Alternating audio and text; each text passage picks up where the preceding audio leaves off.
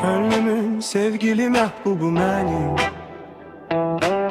Bax necə harçalandı ürəyim. Sen benim ömrüme gelseydin eğer, gören biterdi mi ağrılarımda?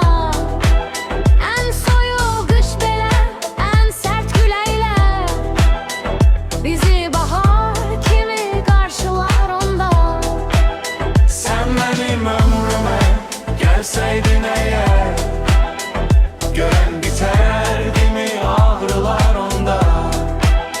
En soyuq qış belə, en sert güleyle, bizi bahar kimi karşılar onda.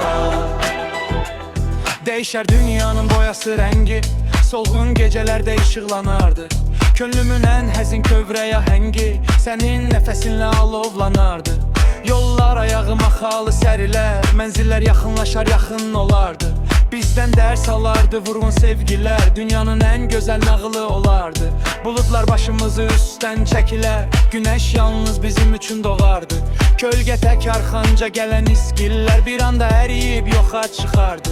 Cümə axşamları, səhər çağları, dilimdə adınla başlanardı gün. Qəlbinin ən dərin gizli bağları, mənim sevgimlə bəzənərdi bütün.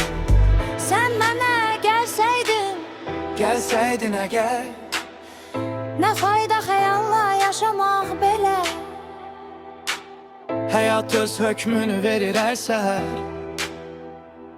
Biz de barışırıq bu qismət ilə.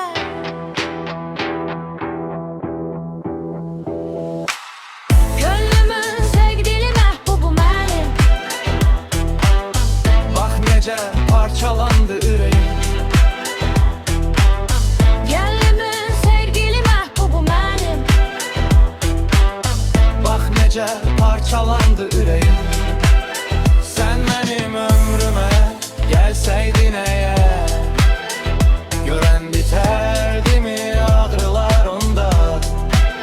Ən soyuq qış belə, ən sərt küləklər, bizi bahar kimi qarşılar onda.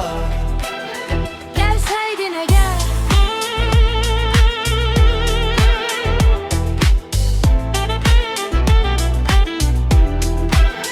görən bitərdi mi ağrılar onda?